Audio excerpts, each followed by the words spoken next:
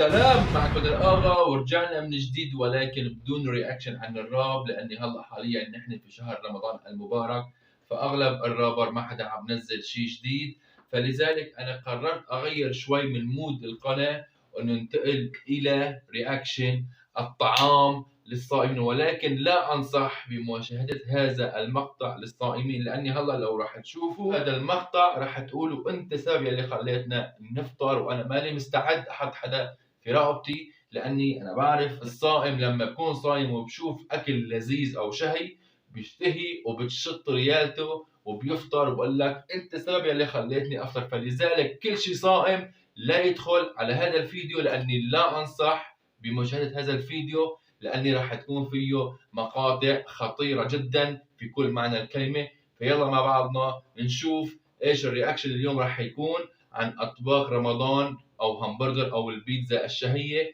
ولكن قبل هذا كله انكم لا تنسوا الاشتراك في القناه وتفعيل الجرس ودعمونا بلايك وكتبوا لي ايش رايكم بهذا الرياكشن عن اشهى الاطعمه الغربيه والعربيه. فليتس جو.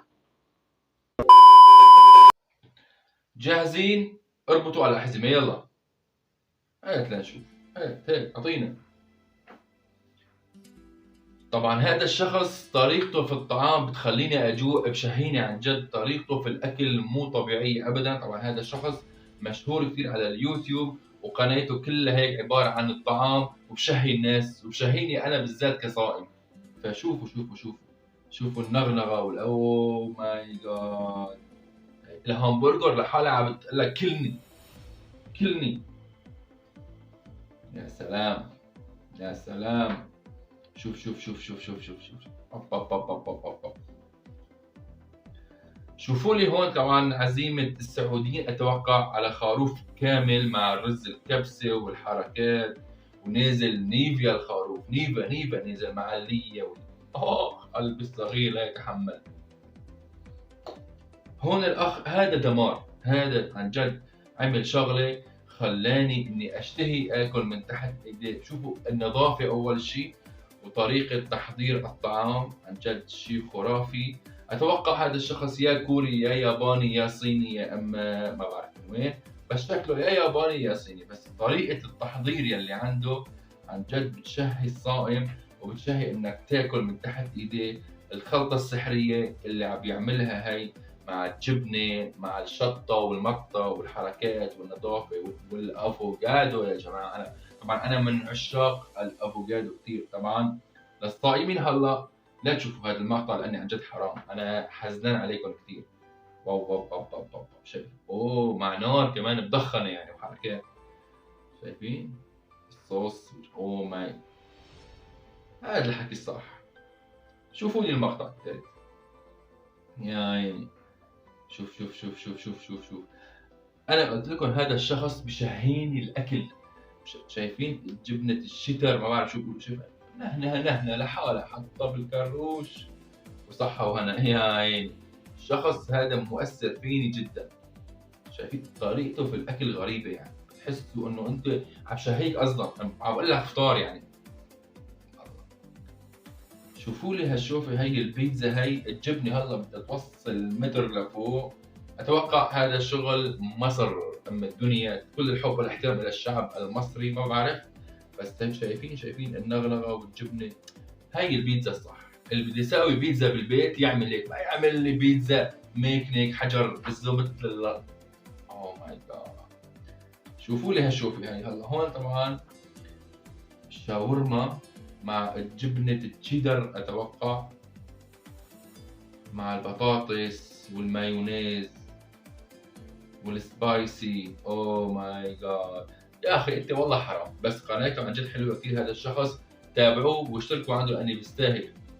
شايفين؟ بحسسك يا اخي، بحسسك باجواء رمضانيه. يعني كل قناته عباره عن بشهيك عن الاكل بس. هي شايفين؟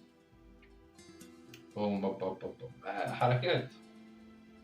هاي الاكله شو طبعا هون اكل متنوع بين السبايسي والتشيكن والبطاطا والاندومي والحلا والرز الكبسة والمعكرونة والبيتزا. طبعا اكثر الاكل عند الناس هو البيتزا والهمبرجر اللي بحبون كثير. طبعا هون ساندويش بين الجبنه واللحمه، كمان طريقه عجبتني كثير على رمضان، رح احاول اني اعمل مثلها. شايفين؟ عباره عن خبز حولته اتوقع لبيتزا، حطيت له الفطر والجبنه هاي الصينيه انا ما بحب طريقتها بالاكل ابدا، ما بعرف ليش عملت عنها رياكشن. عن جد عملت عنها رياكشن على الصدفه، لاني ما حبيت. بتقرفك في الاكل، يعني يعني حدا انسان في الدنيا بياكل هيك شوفوا لي النغنغه هون يا جماعه. هون النغنغه والرز المندي ولا الكبسه، شوفوا لحاله عم بنزل اللحم. طريقه الطبخ خرافيه عن جد. هيك اكلات يعني هن السعوديه واليمن شاطرين فيهم كثير، فانا بحب هيك شيء، وبحب الاكل السعودي واليمني. شايفين؟ يا عيني يا عيني يا سواد ليلي. شكلي انا راح افطر اليوم، انا صايم بس شكلي راح افطر. شوفوا لي هون الصوص والزحاوج اليمني والحد طريقه الاكل في الايد. أب أب أب أب أب. صحة صحة. قلبي الصغير لا يتحمل يا جماعه عن جد. عن جد شوفوا طبعا هون محل برجر مصري اتوقع في مصر كمان.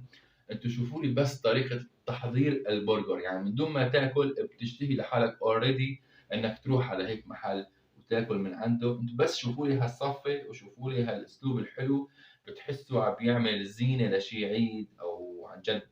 شوفوا بتحسوا الالوان مع بعضها، البطاطا والكاتشب كله متناسق، حتى اللحم متناسق ومنهنه كمان بين الجبنه والصوصات اللي عم بحطها. طبعا باقي للافطار 4 ساعات، فانا ما راح اتحمل اكمل هذا الفيديو اتوقع، لاني عن جد اشي حرام، يعني حرام حرام جدا على قلبي هذا. شايفين هالاكلات هاي؟ طبعا اكلات شهيه. طبعا كلياتكم كتبوا لنا في الكومنت ايش طبخين على رمضان اليوم طبعا. فما شاء الله عن جد اشي حلو كتير، وشي خرافي في كل معنى الكلمه.